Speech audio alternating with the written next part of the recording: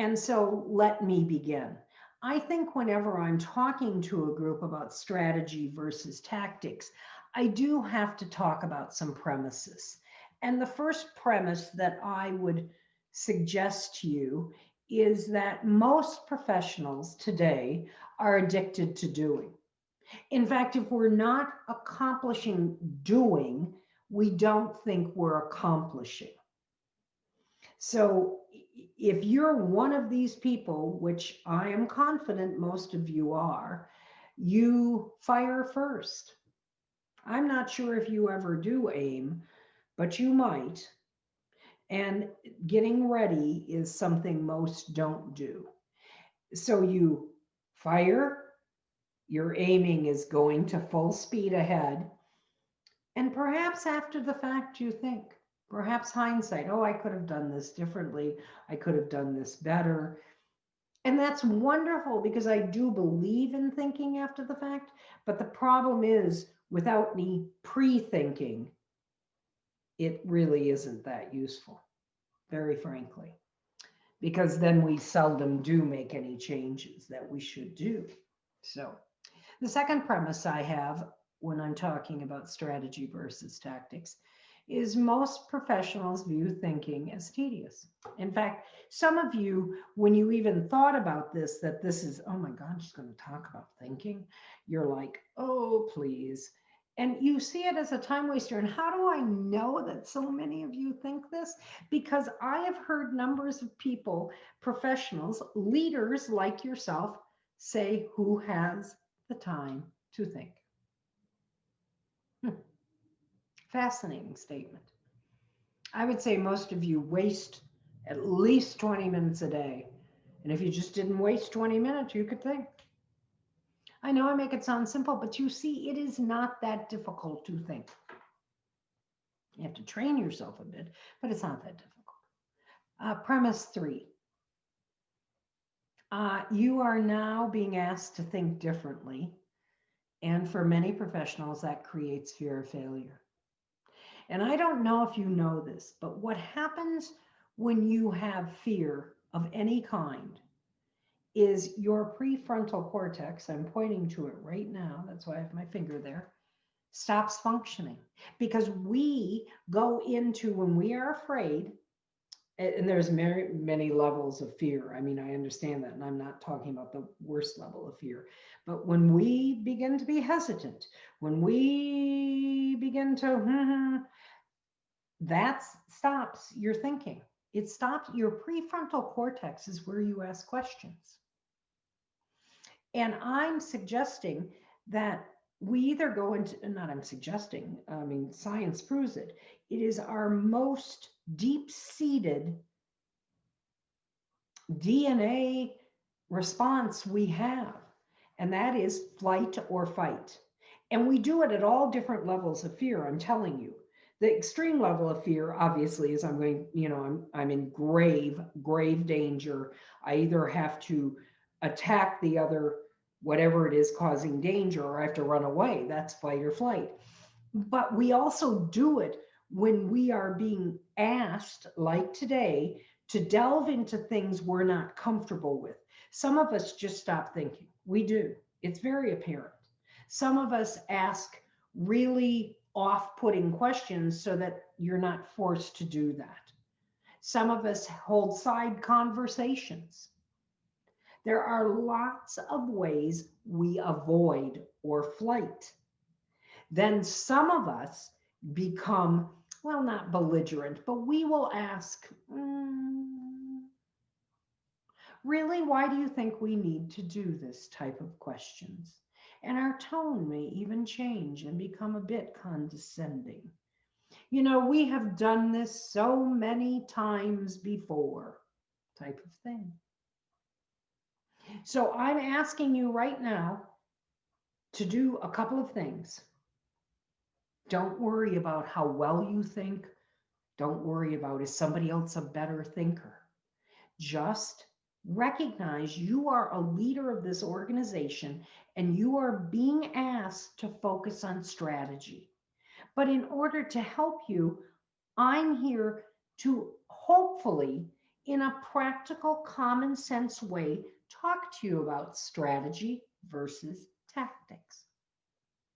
I'm sending this PowerPoint to somebody in your company, I don't know who yet, so that you have it. Because one of the things I like to do when I'm learning to do something different is I like to have what I call cheat sheets or quick reminders. And this slide is one of those. So I want to remember the difference between strategy versus tactics. And my whole orientation is to make things understandable. So there are books upon books, and you can get people to make this very complicated. But in my mind, strategy is planning, tactics is our doing. Very different. And we as human beings tend not to be big planners. And now that we become so addicted to doing, we're just ignoring planning in many cases. But I'm going to tell you, the fact that you are here today to do some planning says so much about the future of your company. Now, I tend to look at this, all of this that I put here, and I tend to give a little bit of, here's how you can think about it. Because planning and doing are very tangible activities. Either you are or you aren't. There's no halfway about planning. I'm kind of planning. No, if you're kind of planning, you're not planning. I mean, seriously, don't kid yourself. You can half do something. I mean, that is very true. And many of us are guilty of that because we know we didn't give our best, or it was the best we could do on that given day. But it is tangible. I mean, you're not fooling yourself. Strategy is larger scale, tactics smaller scale. And this is a relative concept, and it really does depend upon realities and constraints, both internal and external. And one of the ways I look at this or I think about it is, for some organizations, large scale is a full city block, while for other organizations, large scale is one building on that block. So you see, it's relative. Strategy is very difficult to copy. Tactics are not. The hospitality industry is one of the most imitating industries there is. And what do we imitate constantly? Tactics. And we can, because they're easy to copy. And they're tangible in this fact. You can measure it, you can compare it. Strategies are very difficult to copy for numbers of reasons. One, most organizations don't do it well, meaning developing their strategies. But two, strategies are much bigger picture. Remember that. And so understanding that strategy is more difficult than understanding the tactic. And you'll see why in my next few slides. Strategy has a longer or a long time frame. Tactics are shorter. And that's relative to, and that depends on the challenge, internal and external. So I thought to myself about this when I was thinking about the presentation, and I thought, gosh, just 20 years ago, the beginning of this century, longer term strategy, we talked about it in terms of years, plural, not 1 year, years. In fact, we would set 3-year strategies, 5-year strategies. We would set 1-year strategies. Now, today in this environment, that is ridiculous. For many companies, it could be you also, we're talking 3 to 6 month strategies. But the time is coming, you're going to have to lengthen strategies time frame. It just depends on external and internal challenges. The last thing about strategies versus tactics is the what versus the how. And this, for me, is the meat of it. So I'm going to start with tactics because that's where you're comfortable. Tactics are doing things right. If you remember nothing else, remember tactics are doing things right. That's why we like it. That is why it's our sweet spot. That's why it goes back to that first premise I said when I said we are addicted to doing. How many of you have checklists? How many of you pride yourself on checking off those checklists. Because why? Go to the right side of the screen. It's activities, tasks, actions, steps, tools. I did this. They're actionable, granular level. A tactic. I will call three of our most valuable clients, three different of our most valuable clients, two different, the number doesn't matter, of our most valuable clients every week. And each of those clients I call, I will ask the same three questions. I will tell them the same set of information. That is very actionable. It is a granular level activity, and it should be based on a strategy. If you're just doing that because you think it's a good thing to do, yay, but you're not moving the company forward. Tactics don't move the company forward. Goals, strategies do. Yes, I know you just can't have goals and strategies. And don't get into semantics with me on this. The point of it is you need all three. You're right. You need goals, strategies, tactics. But the tactics have to be related to a strategy. It's just not something you're good at or you're comfortable with. And they're short term. What do I mean by that? I'm going to call 2 or 3 people every week. I'm going to do it for 3 to 6 months. I may change the questions every, month. It's short term. It's always going to be a different company or person, client. The point of it is not a strategy. And what does it require? The tactic and I have to contact them, right?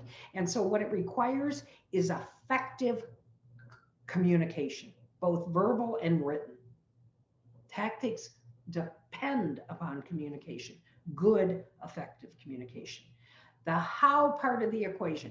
This is another key to know if you're working on tactics or strategy. How part of the equation. It helps to answer the question, how are we going to accomplish our goal? Strategies, doing the right things. Tactics, doing things right. Strategy, doing the right things. It's the what part of the equation versus tactics, the how part of the equation. It is fundamental to answering what are we trying to accomplish. These are your goals. What are you trying to achieve? What, not how. And so that's why we see it. It's much more forward thinking. It's the future. And the future, again, is relative. But what is it? So for an example, I, in March, decided what I needed to accomplish because of COVID. And what I needed to accomplish was keeping a business viable because in person was gone.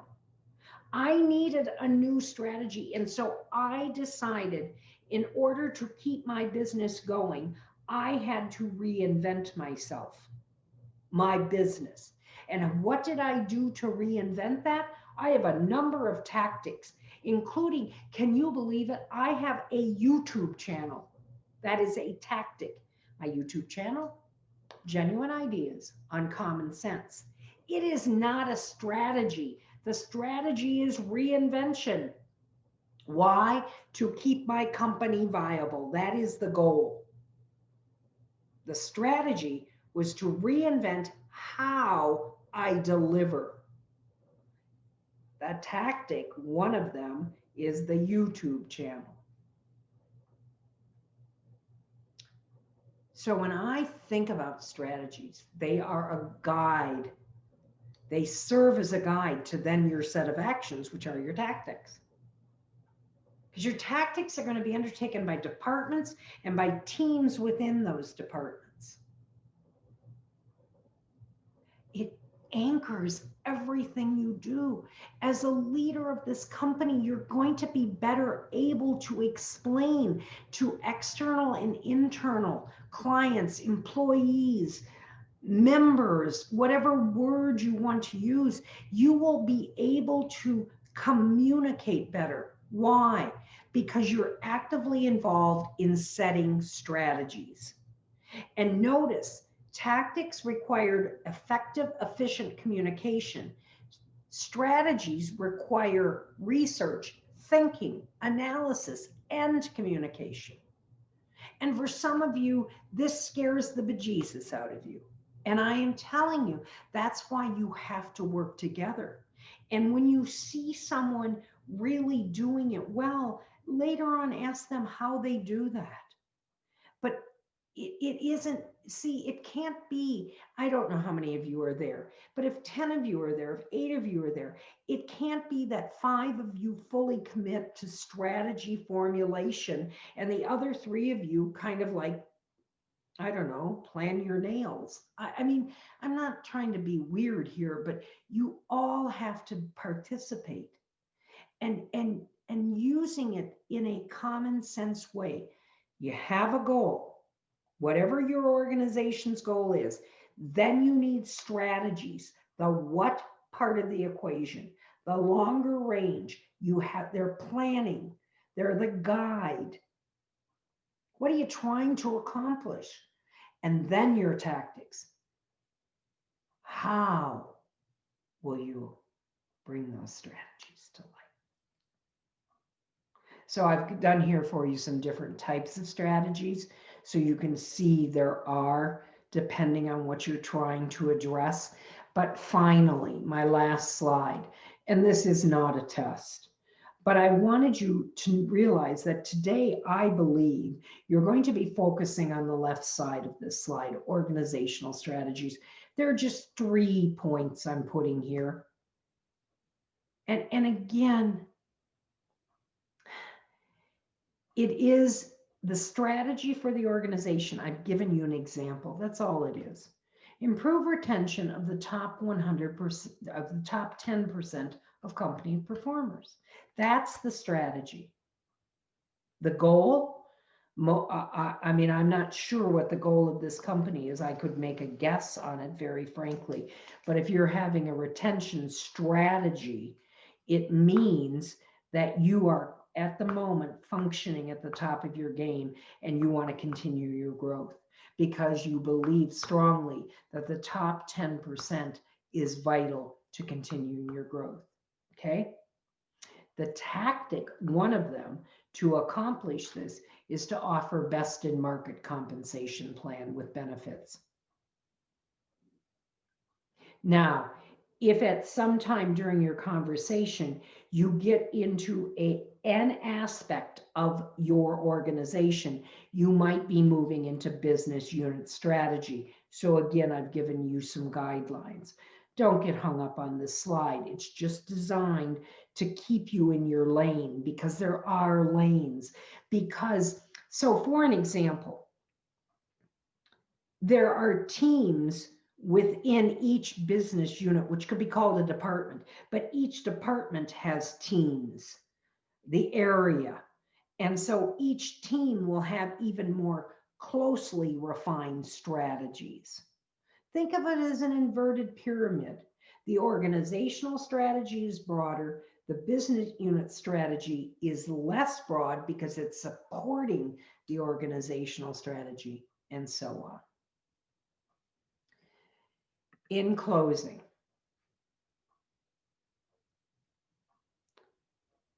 don't be afraid.